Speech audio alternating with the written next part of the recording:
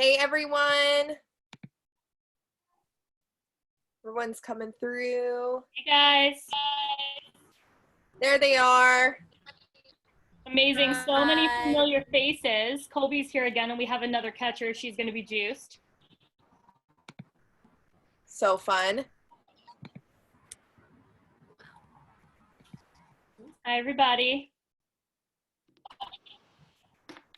So I'll get started as to not waste any time.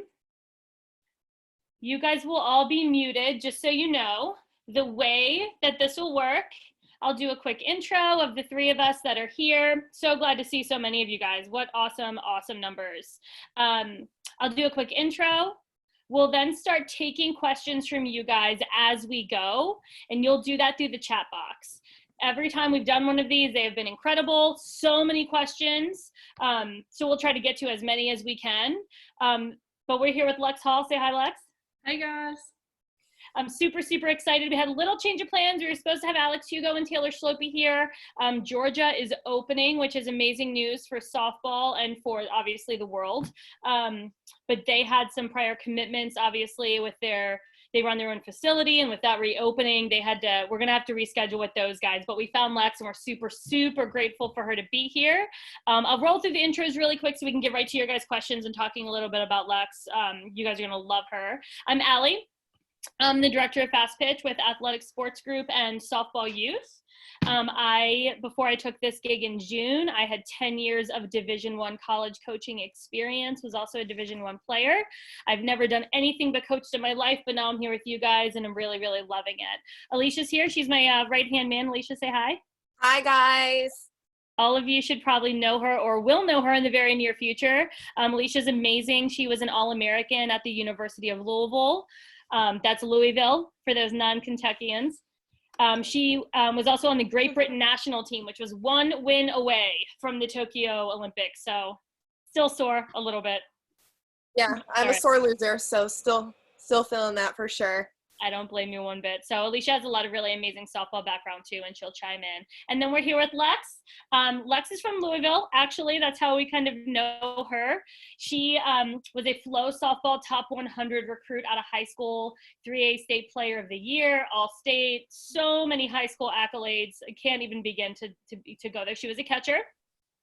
She signed with the University of South Carolina out of high school. And she had a lot of other SEC and Big Ten interests, ended up going to be a Gamecock. She played 2 seasons there and then decided that wasn't the exact right fit for her, which is totally what we're going to talk about, some transfer situations that are really prevalent now in college softball. She ended up going to Jacksonville State University, which I actually coached in that conference, so I know that school very, very well. And she won 2 conference championships there. So it sounds like it was a really great move for you, Lex. The most impressive thing, I think, and we don't talk enough about it, is that you are a 2-time academic All-American. With transferring, with a challenging sports management degree, that's really so impressive. And now she is currently at the tail end of her graduate degree and also owns a catching company called LH Catching. They do clinics and camps all around. And she has accidentally kind of been social media famous, which is really, really cool. So good for you. And then a fun fact, she has a little sister who's actually committed to Mississippi State, right? Mm-hmm. Yeah, so softball for you is totally in your blood. Tell us a little bit about, kind of your dad's connection to softball and how you started and your sister and the whole family. Right. So I come from a really athletic family. Mom grew up playing multi-sports from volleyball, basketball, softball. Now, fast pitch was not around when my parents were playing, so she played slow pitch. And then my dad was also super athletic, playing basketball, football, baseball, you know it. Everything you can mention, my family probably tried it. So once Riley and I, which is my sister, her name is, we just kind of fell in love with softball. But I will be honest, I feel like I tried every girly sport before I tried softball. I tried cheerleading, I tried dance, I tried ballet, and I don't know what was wrong with me, but I just couldn't fall in love with it. So ended up, being that kid in the backyard using a big Bam Bam bat.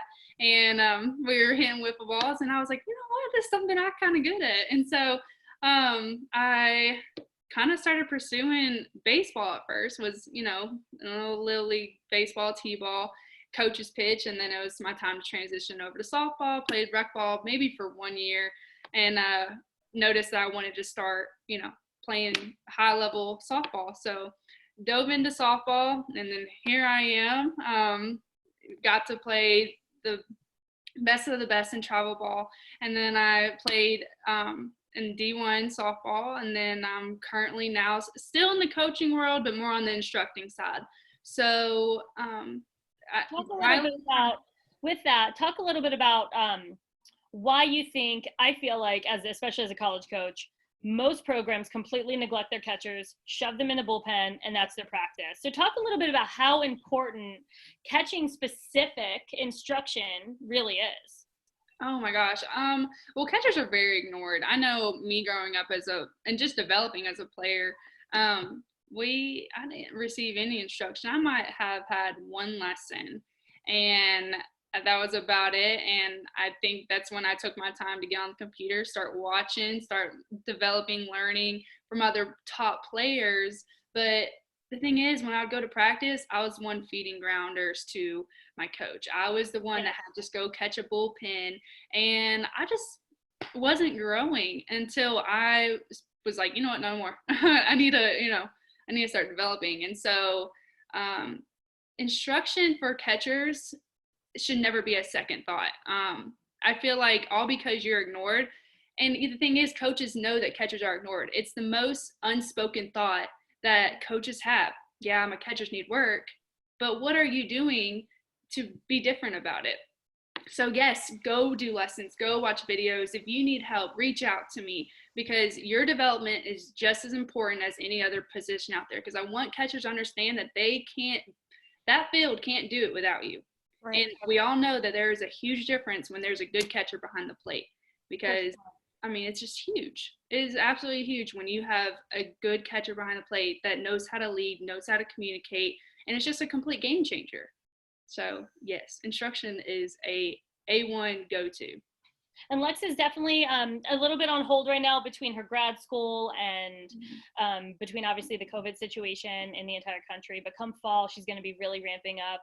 After that social media fame, she got hit super hard and was traveling all over the country, giving individual catching lessons in team camps. So check out LH Catching, and you guys can certainly send her messages with anything you guys want to know as far as catching specific. But we'll try to get to some questions. I want to talk about 3 more things. We'll try to be really quick. That way we can get to questions. But 3 things that I definitely want to talk about, because I think it's really, really important, is when you signed with South Carolina, they do not mandate, but they really want their athletes, their freshman athletes, to come and enroll early in summer classes. And I think that's different than a lot of programs, because you have to basically forfeit the majority of your senior year select ball experience. Talk a little bit about that. Do you think that decision to not play select ball your senior year affected your abilities come August, come practice time? Was it a good move for you? What do you think?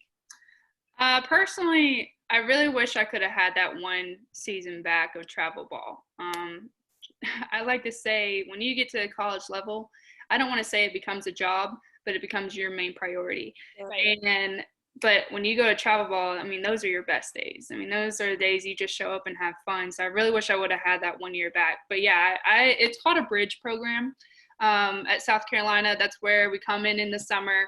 We get acclimated to the college lifestyle, and workouts, fitness is a huge part. Right. Yes, we get ready for fitness tests. We just kind of get that first month under your belt so you don't feel behind. But the thing is, did it help me? Yes. But do I think it's in different ways? Yeah, if it is a mandatory, I don't think so. I think if you feel comfortable coming in the fall, just like any other freshman coming in at their program, I don't think it's that. I'm not gonna say it's not important, but I don't think it should be that big of a deal for a bridge program, because I did get college credits while doing that bridge program. But honestly, I really wish I would have played that last season of travel ball. When I think the biggest message there to send to all the girls watching is really, sometimes we wish away our select ball experiences. We are upset because we didn't get to go to homecoming, or we're upset because we don't get to hang out with our friends through the summer as much. And I get that. I do. I value that. but it is some of the most fun, beautiful experiences of your entire life, not just softball career. And so I think the biggest message, Lex, agree or disagree, is don't miss out on those opportunities. Oh, absolutely. But the thing is, you need to have balance in your life. Like, you need to, and that's one thing that I really I'm never going to say I regret something, but that's something, if I could go back and change, I wish I would have had a little bit more balance. I was that kid that grind was 100%, never stopped. And burnout is a real thing.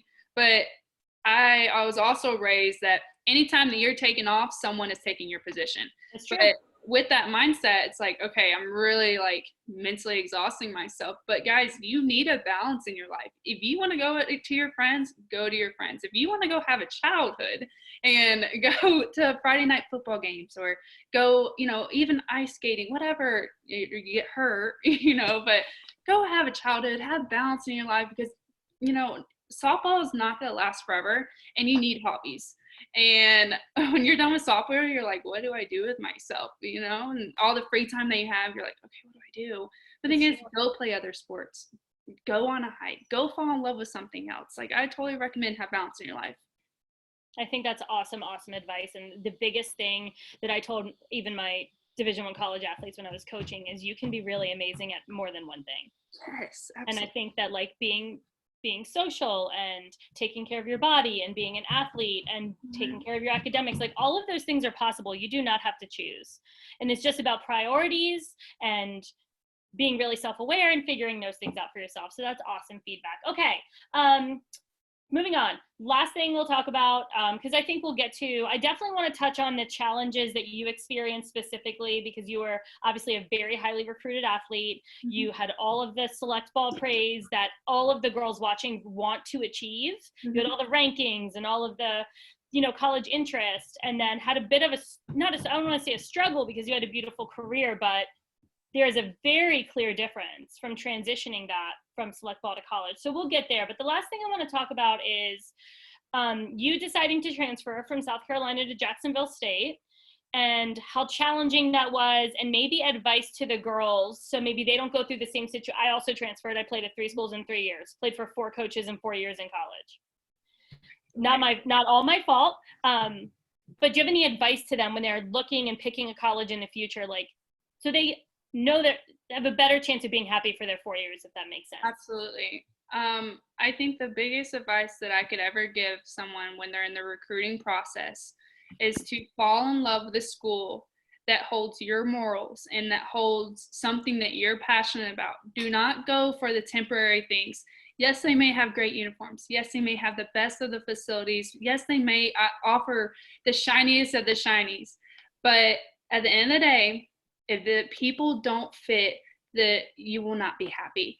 You need to find a program where you fall in love with the people, not with the material things. I think that was my biggest thing. I committed when I was 14 years old. I had no idea what I wanted to major in. I had no idea the type of person I was going to, become. I really didn't know what I valued at that point, like what was big to me. So, my family was big to me. Loyalty is big to me. My faith is huge to me. And if that program does not hold what you want to do, or doesn't hold any of your, morals, it probably isn't the right fit for you. And unfortunately, it took me 2 years to realize that. But also another big thing is you need to go for your education first, and not just think, I like to say, don't get a Mrs. degree. Don't go in and just look to be at integrated studies and, not think of what's after softball. And if these people don't support that you want to be a nurse, or that you want to be in a biology or pre-med, if they don't support it, then you need to move on, because softball does end at some point. And if you don't have the education nor the degree that you want, you're gonna probably struggle just altogether. But I just personally think, fall in love with the people, don't go for the temporary things. And that's kind of what happened to me at South Carolina. I had a lot of outside things happen to me, and because that program didn't hold what I truly valued, and you know, the people around me, I never felt so alone, but was surrounded by so many people. And most of that is on me because I can admit that. But I wasn't growing into the woman I wanted to become. So I knew at that point I needed a change. So that's my biggest advice. Go for the people, not for the material things. And I think that's really cool that you touch on that because, I mean, SEC ball is huge, especially right now. And leaving the SEC and leaving a big-time school, what are people going to think of me, you know? And I hate to say it, girls. I know girls are listening. Rumors. I'm sure you guys know of it. Social media is a great thing, but sometimes it can be terrible. And, you know, I think it's really courageous, and you're such an amazing person for these girls to look up to for taking that step and taking control of your own life and doing something to make you happy. And that's ultimately the most important. It doesn't matter, you know, who you're trying to impress, all the other teams that you're facing, all other recruits that you're trying to overcome. It's what you're the most happy with at the end of the day that's the most important. So that's really, really awesome to hear. Yeah, it's amazing feedback. I mean, when I coached mid-major softball, right? So there's major Division I softball, SEC, Pac-12, and then a mid-major softball. Mm-hmm. And I don't want to rank it like that because tell you what, we beat Texas on national television 9-1. Just saying. I'm just saying. But there's a big difference. Down. And I'm just saying, there's a huge difference in the level and the right reasons to choose. Okay, so let's roll. Let's move on. Let's get to these questions. I just really thought it was important to touch on like Lex's personal experiences because I think they're different than a lot of people's. Mm-hmm. So Lex, hit me with your thoughts on the importance of the pitcher-catcher relationship. What does that mean to you? Does it take work? Should it happen naturally? What are your thoughts there? Oh my gosh, that's probably one of the biggest things about being a good catcher. I like to say there's 3 C's in catching: communication, control, and confidence. Your communication and your tempo of control with your pitcher can be a difference between a great game for your pitcher and a game that she may struggle. You have to understand that with your pitcher, every single pitcher is different. You're going to have one pitcher that you can be super blunt with to say, hey, get your crap together. And then you're going to have another pitcher that is going to maybe need a little bit more comfort, saying, hey, you got this. But the thing is, don't sugarcoat them. You need to learn them inside and out, even when it comes to how do they respond to negativity? How do they respond to failure? How do they respond to when someone outside of the game is getting onto them? You have to get their mind, I guess, off the game sometimes, but you need to know how to, but still keep them in as well. But the thing is, every single pitcher is different. You need to learn their spins. They're all crazy. Let's just put that out there. Absolutely. They're all crazy. 100%. But the thing is, Chloe, the pitchers that are on here are like, I'm not crazy. So Chloe nodded. She was like, okay, Chloe. But you always need to have a genuine, good relationship. I don't care what you guys are on and off the field, but on the field, you're her best friend. You are her glue, you know, and if you are struggling or she is struggling, you have to make sure that you connect sometime during the game. If she is off, then you need to take her between innings and go work with her. You need to be her backbone and realize that without you, she is not her. And without her, you're not you. So it's kind of like a remote. If you put a battery in and only one end is working, does the whole remote work? No, not at all. So think if you're the battery, both ends need to work, but you got to have that connection and respect for each other to work together in that time. But learn them inside and out when it comes to pitches, to response to failure, to your communication. That's awesome feedback. We actually, we spoke with sneak peek. We spoke with Kat Osterman last week, and she had really the exact same thing to say from a pitching perspective. Basically, spend some time with each other, whether you like each other outside of the field or not. It's so important to commit to each other in a softball space, right? And that's the exact same thing she had. And her biggest thing was advice to the catchers was don't sugarcoat, because it doesn't matter how upset it makes your pitcher. They need to hear the actual truth about their pitches and how it's going. So that's awesome feedback. Okay, next question. This is a good one. I think I'm probably most equipped to take this one. The question from AJ was, and PS, you guys can always privately send messages to me too, questions. If you're more comfortable doing that, that's totally cool. where do you get the most looks, recruiting looks, high school or travel ball? And I can say with 100% certainty from every college coach in the entire country that the absolute answer is travel ball. The main reason is because most states, with the exception of Georgia, I think Colorado, there's a few out there. Some of you guys play travel ball in the fall, but most of you play, select high school ball in the fall, but most of you play in the spring, which is the exact same time that colleges play. So it is an absolute essential to play some level of select ball. If you can't afford that, there are definitely ways and avenues to go about getting on teams, going to camps and clinics that you need to be attending to get seen. But the only time I ever went to a high school game was to watch a kid possibly that was already committed to me if they were playing in a big game. That makes sense. That's a great question though. Let's see. Here's an awesome question from Lily. Talk about the pressure. And Alicia, you're awesome, and going to have an awesome answer for this too, because Alicia played for a team that was 55 and 5. That I don't even want to hear that. That's ridiculous. 55 and 5 in college. And talk about what it's like to play in front of thousands of people, possibly millions of people that are watching on TV. Talk about that kind of pressure and what that's like. Yeah. Well, one, it's scary, of course. I mean, I'm not going to sugarcoat it. I mean, you playing in front of strangers that don't know you is something that, one, makes you into a better player, and 2, also can really make or break your mental game. So what I would always do is, no matter what I was doing in training, I would always play games against myself, because if you can practice pressure in practice or with your teammates or on your own, then once it's game time, it's ready to go. The only thing I will say about pressure is if you do not like pressure, softball is not the sport for you. Agreed. You need to live in pressure. You need to be born in, you got to love all the sorts of pressure. So, I don't want to kind of steal away from Lex on this question, but if I loved playing under pressure, because it proves once you have a successful pressure situation live on TV, all of your training, hard work, and everything is just so worth it. And there's no better feeling than getting that accomplishment under pressure situations. Lex, you can take it from here, but I'm sure you have plenty of fun pressure situations.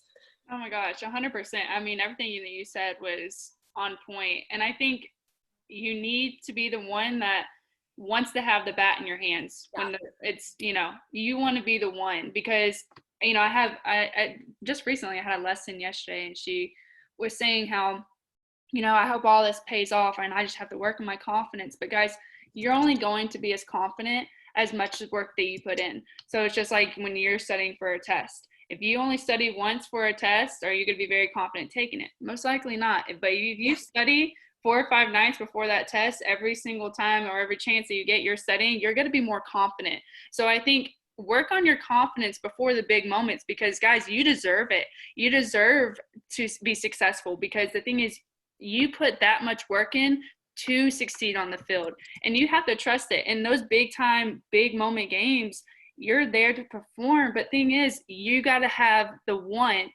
to have that bat in your hands, or you want to be on the hot corner ready for that play or that last out to, push the gas pedal just to finish the game. But the thing is, you got to want it. You want to have the bat in your hand. You have to trust yourself that you deserve to be successful in the game because of your preparation. Totally. Such good feedback. Nicole, Alicia, the biggest reason I called you on that one was when you play overseas. Yeah. The European softball support is unbelievable. It's insane. So when Alicia was over there playing in Olympic qualifiers and playing in world championships for Team Great Britain, it is bonkers, and people are yelling at you from so many different languages, but it's amazing. It's just such a cool thing. Yeah. And to, touch on that, my whole dream, and I hope this is a dream for everybody, your goal should be the highest level of ball that you can possibly reach, because if you don't want it, then you don't really want it. And I'm a really big believer in that. the highest goal that you should be, I mean, try to be an Olympian. If you're an athlete, that is the highest level that you can be. And if you do not have that go-getter inner fire in you, then you're not, to me, you're just not a true baller. Like, you're just not. Totally. So when I got the opportunity to actually come out of retirement, yes, wasn't playing for 5 years, then I had to train and compete with girls in college and do that and have the opportunity to really live my childhood dream. There's no bigger pressure I think I will ever have. Maybe becoming a mom one day, I don't know, but that will probably be the biggest platform ever. And it was the best summer I have ever had, hands down. So it's so worth it, but definitely train. Here's a really good catching specific question. And we talked about this last week when we were on our live Zoom with Erica Biancastelli, who's an Italian Olympian, All-American, all everything. She's a super, super high-end athlete. But I'd like your feedback too, Lex. The question is, what's a good pop time for a 14U and 16U player? And I didn't really have a good grasp on this until I started this job and working in the youth space. I really only had context of what Division I catchers should look like. So I'll touch on that, and then maybe you can give your gauge on what you think the youth space should look like. But I can say in college, the elite of elite, the Aubrey Monroes, the best catchers out there are in the 1.6s consistently, 1.6. That is very good. I have had catchers that have been very successful at Division I college level in the 1.8s. It's really dependent upon the way you throw, how you throw. And I've had kids throw sidearm and be very successful catching. I've had kids with perfect form that still throw 2 flats. But I think, you let me know what you think. I think if you're under the 2s, that's pretty impressive in the youth space. No, I agree. I think anything under the 2s at a youth age is always going to be impressive. I know the average D1 college softball player is a 1.8 below. And I think on top of what you said, guys, the key to a quick throw and a good pop time is your transition. You can have the strongest, you can have the weakest, but if you have a slow, out of control transition, you're never going to have the pop time that you desire. Totally. And I think I said this last week too, but for those of you that weren't on the call, because we have a ton of new people this week, which is amazing. If you don't know who Julie Rawls is, RAWLS, I actually coached against her in my conference for a few years. She was an outfielder, all conference, very good softball player, lefty, and she transferred to Louisiana Lafayette, and she has never caught a day in her life, and she's been their starting catcher for a top 15 school the past 2 seasons, this year and last year. And she was put behind the plate only because she has a 70-mile-an-hour plus arm. So it's just a testament to, if you're a good athlete, you're a good softball player, they're going to put you somewhere that you've never been, and you're going to have to be good at it. So be diverse and be athletic and figure it out as you go, right? Yeah, for sure. I actually got a private question saying they used to be a catcher 2 years ago. Their team needed them to be at first base in the outfield. Yep. Is it too late to go back to catching? And they're 13. And I was an outfielder my whole career. And I was a slapper. And I ended up being an All-American first baseman power hitter. So Alicia's like 6 foot. Oh, I'm a giant avatar. But it's huge that you talk about you just being an overall athlete. And Lex, I remember with sluggers, you did not just go behind the plate. You were such a huge hitter. If you can hit, they will put you anywhere on the field, basically. And that's just a huge testament. Be an athlete, get in strength and conditioning as soon as possible. Watch videos, watch athletes. That's huge. But no, it is not too late.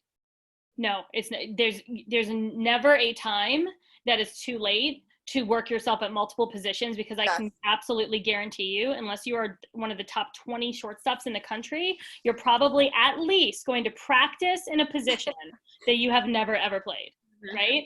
Yeah. Totally. That's a great question, though. What age should I start sending stuff to colleges? That's such a great question, and one that we get all the time.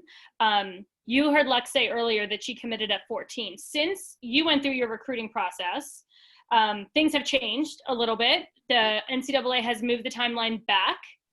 However, I don't think that changes anyone's timeline on when they need to be getting their stuff done. So my answer is always it's never too early, but really I think 7th grade is like a perfect time to really start that process. Lex, what do you think? Yeah, definitely. I know, well, I'm helping coach a travel ball team this summer as well on top of mileage catching stuff. But I mean, I'm so thankful that these rules have absolutely pushed back recruiting, because these players are finally starting to realize who they are as a person, as an individual, and they're starting to figure their stuff out. And with, I guess, not peaking, but at a high point in their career of playing. I like to say I thought I was better my senior year in high school than I ever playing in my career. I feel like, fortunately, that's kind of, I felt my peak moment, just because, I don't know, maybe I was young, I don't know what was happening, but I have to say, I think the best age, one, is you always need to set your foundation. I think you need to get in a good travel ball organization at least by 12, 14 years old, and you need to build your way through that program. And so I think by 16, you need to have a good communication base. You need to have the good people behind you, because sometimes in this world, it's not what you know, it's who you know. So, yeah. And so you need to have your high school coaches that have a good connection. You need to have your travel ball coaches. You need to have friends that know friends that have good connections within the college world, that if you desire to play. But the thing is, your connections are going to be a game changer in your recruiting world, basically. That's awesome feedback. Agreed. There's a great question on here. I'm sorry, Alicia, go ahead. No, I mean, going off of that, Lex, do you think it's really important for kids to start a social media account? Oh man, see, this is a tough one for me, because that wasn't around when I played or when I was being recruited. It's so hard to relate to it. But social media, like you said, can either hurt you or hinder you. And I saw one is like, should I have my public account or my personal account on public as well as my softball account?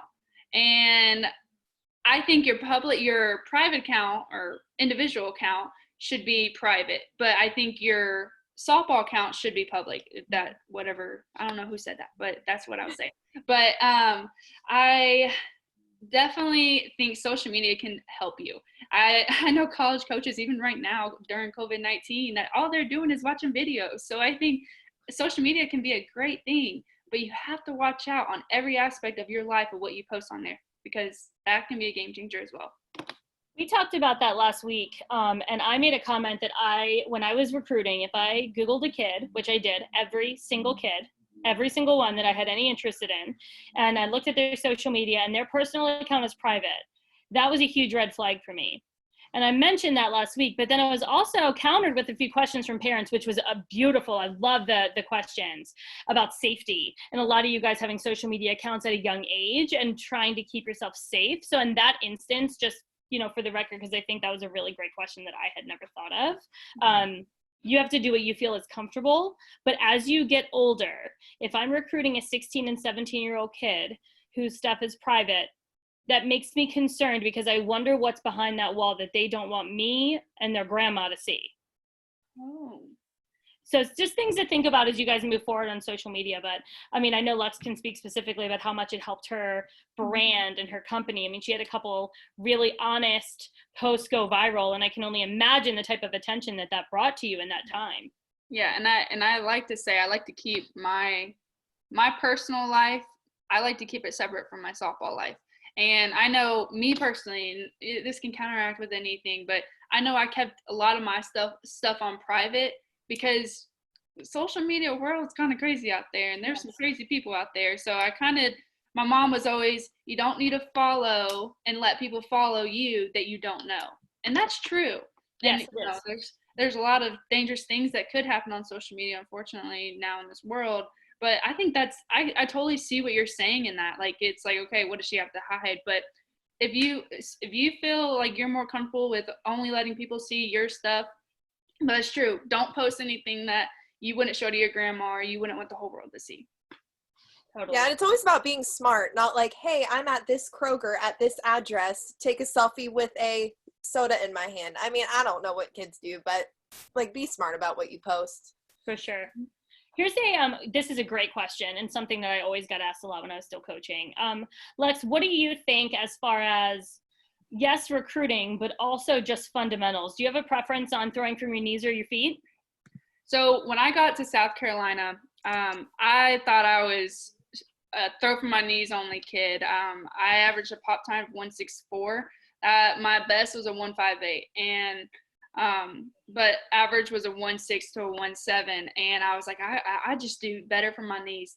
And Coach Novice looked at me and she goes, all right, which one can you throw better from? And I said, my knees. And she looked at me, she goes, yeah, well, you need to get over that because you need to throw from both. You need to be efficient from your knees and from your feet, because it's always going to depend on the type of pitch that you're catching and speed. If it is a low drop ball, a low changeup, you need to throw from your knees. If it's taking you up in the zone, you need to be proficient in throwing from your legs. But preference, I'm a knees girl, but you need to be proficient in both. Never favor one more than the other. You're totally right. Wherever you catch that ball is where you need to throw that ball. That's right. Mm-hmm. But I'm a knees girl as well. I totally agree. It's pretty. I don't know what it is about the knees, but it looks pretty. It does. It does. But you're right. If you're catching a rise ball or having a pitch out. Oh, yeah. In that situation, you need to be – and I can't tell you how many times I've seen really good catchers be completely thrown off by a pitch out because they don't practice it enough. Mm-hmm. So that's awesome feedback, and I couldn't agree more. This one is really great question. Did you ever have a time, and it sounds like you were a catcher through and through, so you might not have received this feedback, but was there ever a time where when you were being recruited, Alicia, maybe you would be a better one for this, mm-hmm. where whomever was recruiting you or the softball space as a whole said, you're either not a Division I player, or you're not an outfielder, or you're not a catcher, and they tried to tell you what and who you were going to be as an athlete? Like, how challenging can those moments be? Because I think we've all experienced something like that. You want to take this, Alicia, first? Sure. That was definitely something that happened in my recruiting. But what I liked about it, well, I'm always up for a challenge. So what I liked about my choice with my coach when I was being recruited, she told me the exact plan that she had for me, and she had a vision for me. And I liked that because I felt like she kind of knew me more as a player and knew my type of personality when I was trying to pick schools. But of course, like, there was my comfort zone. I loved being an outie. I loved the runs, and I loved, doing a soft slap, sneaky bunt, all that sort, and being known as that speed girl. But I also never really tried to, be on weight gain, really hit the gym. Because unfortunately, I know I'm only 28, but back then even, strength and conditioning wasn't something that they really needed to nail us on. So right. I didn't know how to really do a squat before I went into college. Proper form. So for me, I just liked a challenge of being a different kind of player, and I didn't want to be a player that sat the bench. So when I also was recruiting as an outfielder, for example, I went on a visit to Michigan, and Michigan is Michigan softball, big name, but there was like 7 outfielders on the team. So I just knew that I was going to be riding the bench probably. I was up for a challenge, but I already knew. So it just always depends on always look when you're looking for a college on where other players are playing, and be really, really honest with what kind of athlete you can be.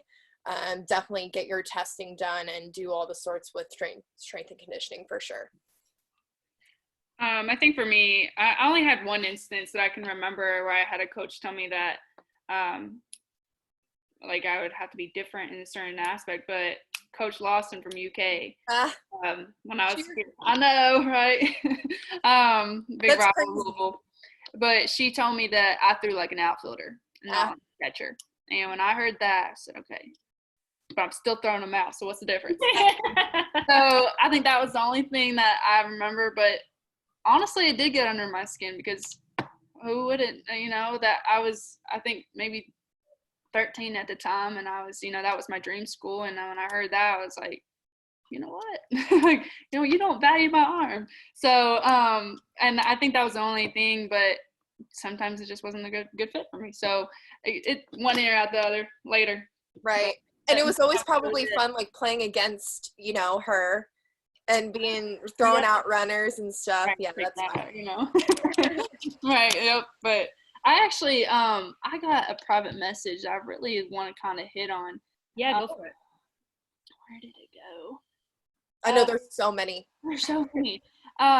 It says, what would you say the most important thing is when you're catching? And I really want to pinpoint your leadership. I think a lot of coaches assume that their catchers know how to lead, especially at a youth level. They say, all right, go behind there and be a leader, be a captain. But the thing is, I really don't think leadership is a trait that you're born with at times. I think it's a thing that you develop, and that you're taught. Leadership, you can't just throw a kid back there and just say, all right, go lead them. Because when you're 12 years old, you probably don't even know how to self-motivate yourself, or how to connect with everyone. So I think one of the most important things that you're catching is you have control of the game. You control the timing of the pace of it. You have communication on all aspects of the game, your umpires, your coaches, your pitchers, your defense. And then last thing is your confidence. I think that is one of the most important things as a catcher. If you lack confidence as a catcher, you're going to lack a non-confident team, because I like to say catchers are the bus driver. And if you have a bus driver that is an old grumpy, sit down, don't talk, don't want to, it's just negative vibes, you're going to have a negative vibe team. And so you want to be that bus driver that is welcoming, that is direct but approachable. So when I hear what's the most important thing about your catching is probably your leadership skills, but I think that's really, really huge. That's such great feedback, and that's really the same thing that Erica conveyed last week too. 2 catchers in a row. That's amazing, and I think that's not something that comes easy to most players, even though they might think it does. Mm-hmm. And something that you really, really need to work at. And I said it totally ties in to the best way to get yourself recruited. It helps if you're the best athlete, of course, but that is very, very, very rarely going to happen where you are actually the best athlete on the diamond at that time. And if it is, you probably need to up your level of play, right? But swag, man, there's no better way to stand out to a college coach than to walk out there like you know what you're doing. Absolutely. And I may not have coached the best teams in my 12 years of Division I coaching, but I can tell you that I coached the teams that looked like they thought they were the best. Mm-hmm. And I think that that's just really, really so important when you're getting recruited, is to you can't teach that. And it's such a beautiful thing when you have kids at camp and you're recruiting kids that look like they love softball and like they love what they're doing, So I just got a private question that said, how do you get swag? Oh, so great question. Go, Alicia. I want Alicia to answer this one. I want to hear. Okay. Well, I'm pretty awkward, so that's why I'm asking you. I don't know. Yeah, of course you are. I honestly think, and this is going to sound really not that humble, I just knew I would kill off. I knew that I was cool and more smart of the game than my opponents. I just felt that in me. So I think with me training and watching the Crystal Bustos, the Jessica Mendoza, having really great idols to look up to that were the best of the best, that really helps. And also having an older brother to kind of get it out of me. But yeah, I think it's just kind of you have it in you. I don't know. Lex said the same thing though, right? It's all about knowing that you trained as hard as you possibly could and knowing in that moment that you have prepared yourself for that moment. Don't you think? Yeah, have some grit to you. I mean, I think right now in this generation, sometimes we lack grit. Mm-hmm. And grit doesn't only stop in the softball field. Grit comes down to the way you hold yourself in life. Like if you are unconfident, introvert, head down, shoulders down, body posture, your body language is negative, you're automatically going to come off to me as someone that probably is going to lack leadership, lack swag. I like to say swatsy. And, you got swag, you got sassy. There's a big difference between the two, but if you have a good mixture of moderation of both of them, shoot, I want that kid on my team. It's hard to beat someone that has a little bit of swag to them because they don't usually give up. They just compete a little bit harder. And honestly, for those kids out there who may be more introverted, maybe more shy, obviously the 3 of us, we're out here, we do these Zooms, we're putting our face out there, we're older, right? But Right. Alicia's not super confident at doing these types of things. And I think that the term fake it till you make it is real. And I think that going out there and practicing being confident and practicing having swag, it does translate. It really, really does. And for those of you that just don't have it, like, you will need it. When you get to college, you will need some level of that confidence. So forcing yourself to try to embody that right now and practicing it on a daily basis. When you go out and practice, get your bat, get your tee, and walk into the box like a champion. Right. And that's just where it all starts, is doing it by yourself and solo. That way you have the confidence to do it in a small group. And then you have the confidence to do it in front of your team. And it just builds and builds. And before you know it, you actually believe that you're pretty good. And another thing I want to elaborate too on, I guess the word swag is, the way you talk to yourself is huge. I know as a player and as a coach now, I know as a player I really lacked. I was really mean to myself. If anything, I was my worst critic. And I know a lot of these girls on here are probably the same way. But the thing is, the way you talk to yourself is the way you're going to not only talk to your teammates the same way, but you're always going to have those thoughts in your head. You start watering your roots. Your foundation is in this sport. And if you're watering it with some bad juju, some bad water, then you're going to grow up into a mentally probably non-coachable kid, a kid that's insecure as a player. So water your roots by feeding yourself confidence. Take time to watch motivation videos. Take time to talk to players that have swag. Replicate, drill after drill with your confidence. Feed yourself some good confidence cereal at some point. Try to play like the kids you watch on TV, right? Like, if I was a shortstop, right? If I'm not trying to look like Sis Bates, Right. then Yeah. what am I doing? Already Right? knew who you were about to say. Yeah. I love Sis. Yeah. Anybody else? Sis? Yeah. If you don't know who Sis Bates is, get off the call right now. I see you, KK, raising your hand. But really, if you find an athlete that you like, and then get out there and try to be that person, because that's what we're all working towards. Pinnacle athletes that are trying to do the same thing that we are.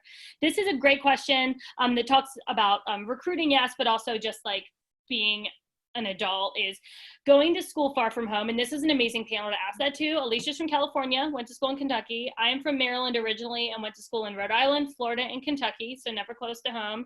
Lex been a couple hours away, but then even further away. So talk you guys about, like, is it hard? But if it's hard, is it worth it? I know for me personally, when I played at South Carolina, I was 7 hours away from home. And then when I played for Alabama, I was 6.5 hours away from home. I only went home on the holidays, maybe not even that. So I think it was a very, very important thing for me, because I was never a homebody. I love my family dearly, but I think me personally, I never had a problem with missing home too much. But I know for me, going away for college, I became very independent. I learned how to hold for myself. I learned, the world a little bit better. And I got outside my bubble. I got outside my comfort zone. And I was in this bubble for a really long time. And then once I stepped out of it, I was like, holy cow, there's a lot more to this world than I would ever imagine. So I think it was a great thing for me, just for me becoming more independent, me growing up, and me taking a little bit more responsibility. Totally. Yeah, I actually just went on my map quest to see how far away I actually am from home. And I'm 1,900 miles away from home currently. And I have been for 10 plus years. And I am definitely a homebody. I FaceTime my mom probably almost every day. And I have since I was 18. And I'm really proud of it. It was the hardest thing I've ever had to do. I will never forget, we talked about this last week with Erica Alley. The first time I FaceTimed my parents when I was in my dorm and I saw my dog, I just cried. I was like, is that my dog? And I just started bawling. And I think it's just important to know, Lex, it's just so true. I am so much stronger. I am proud of myself. More of a pride thing that I became the woman I am, not necessarily on my own, but I really did it. I can live across the country. I was financially independent when I was 18. just all the sorts that my parents would want for me to become a young woman and to figure life out. I was able to do that. And not only that, but it made me lean on my teammates, which I know Lex will say, and Allie, you'll say this, my teammates what made my college experience for what it was. And I'm bridesmaids, maid of honor, godmothers of my teammates, and that's the most important thing. So it really is an awesome, awesome thing to do. And again, there is so much more out there than your little bubble. And trust me, when the world hits, it will be much easier when you have experienced life away from your parents and away from your cocoon, for sure. I think it's so attractive when you go to school in a few hour radius because your parents can come watch you play. And I really do do that. I do. I was very fortunate that my father, for some reason, thought he played shortstop and had to be at every single game. But I'm so grateful for the sacrifices that he made to do that. But I would be such a different human being if I went to school close to home. And it is a very, very, very big globe. So whether you choose to go close to home or not, the most important thing I think we can all agree is do not close yourself off to any opportunity, any level. Division 1 through 3 JUCO, any state, you have no idea, at least give it the opportunity. You could say, let's say you're from Florida, you visit a school in Michigan, and you're like, at least you can say, okay, there's no way I could do that flight from home. I know that about myself, but if you never go and you never check it out and you never see, you can't say that. Right. So I just think being open, right, and keeping like all of your options open and encouraging yourself to at least pursue those things is really important. Absolutely. So we're under the 10-minute mark. I want to get to probably 2 more questions. We've got to stay under an hour and get out of here. So many unbelievable questions, and we all like to talk softball and like to talk shop. So I know we got going on a couple things, but this one's interesting. I think is really cool. Is the first college game you played the hardest game to get through? And I can say with certainty, for me, okay, Alicia went 0 for 13 her first conference tournament. Thank you, Sin, 0 for 13. So maybe for her it was. For me, absolutely not. Because I think, and from coaching, I can say this, freshmen have no idea what's going on, and they have no idea how important what they are doing every moment of every pitch is. And I think until you realize that, which typically hits your junior season around, there's no pressure. Freshmen have no pressure. Nobody knows who you are. So I think, and you guys can give your feedback, I think freshman year is almost like blissfully, like you're blind, like you're just playing softball. I know me personally, shoot. I was very nervous because we were at USF playing in a tournament against which is University of South Florida, for those of you that don't know. Ken Erickson is the national team coach, so that's a big deal. Mm-hmm. And we were playing Virginia Tech, and I got my moment, and I don't know. I think you're right. Like I didn't feel the pressure, but I also felt in a dream. Like I was like, holy cow, my cleats are on. I got a South Carolina jersey on. Go Gamecocks. Like I was just in a dream in a daylight zone, and it's just like, this is it. Like I'm here. And in the moment, like, yeah, I was nervous, but gosh, was I blessed. Right. No, I agree. That's awesome. Okay, last question. We got to be quick. Let's see. Oh, this is a really good one. We talked a little bit about, because I get this one a lot. Earlier, we talked about playing high school ball versus playing select ball. Is it important? Someone earlier asked, and I saw, and I forgot to touch on it. Is it important to play high school ball? All reps are good reps. It doesn't matter what type of live pitching, live hitting, you can't replicate that. But I've coached tons and tons and tons of kids. And Alicia, especially in California, I feel like there's a lot of kids in California who opt not to play high school softball for a multitude of reasons. So is it important? All reps are good reps, but is it a make or break? Not really. But with that, can you get recruited if you go to a small high school versus a bigger high school? Unless you are winning a state championship or playing on national television in high school, nobody cares what size high school you go to when it comes to recruiting. You guys agree? Mm-hmm. I agree. But I also in Kentucky, you can play high school varsity softball in 6th grade, you guys. So let's just, put it in perspective a little bit. Yeah, but I also think, playing high school ball is good reps. But the thing on top of it is, like, you're part of that community. you know, those are your girls. Like, I feel like my best friends were on the softball team, and I think when you're just a part of something in high school, it makes makes, I guess, the feel of high school a little bit easier. I agree with that, and it's really good. When you get to college, the community is a really, really tremendous part of being a Division I athlete. And I think if you commit to that in high school, or you try, I know some situations are challenging in high school. You either have a coach that's like the high school football coach and doesn't know softball, or whatever it may be. But if you really try to like buy into that experience, it can set you up for success in the long run. And well, and I think it's so cool. And Lex, you know, I'm going to brag about you a little bit. You know, you growing up in Louisville, I live in Louisville, Kentucky currently. There are so many girls, you know, if you are from a smaller city, a smaller town, and you do make it big, or you do play in college ball, that is a path. You are an inspiration and a athlete for other. It's a big deal. Yeah, it's just a huge deal. And I don't think you realize that when you're in high school, because you're in high school, you know, you don't think about that at all. But there's so many girls that see Lex doing what she's doing and want to be her. And want to be her, and that can be that for you. And they won't know that if you're on a travel ball team, but you playing for a high school, you representing that town is what will help hopefully achieve girls' dreams. I mean, really, Lex, people know who you are and see what you're doing here, and it's just so cool. And there's actually a girl, Sydney, I was private messaging her. She's actually wearing one of your I love it. I saw that. Like, that is so cool. I mean, from all across the country, I mean, just things like this are just something that's so cool. And I just, you know, things like that. Totally. Oh, my heart. So we're going to wrap it up.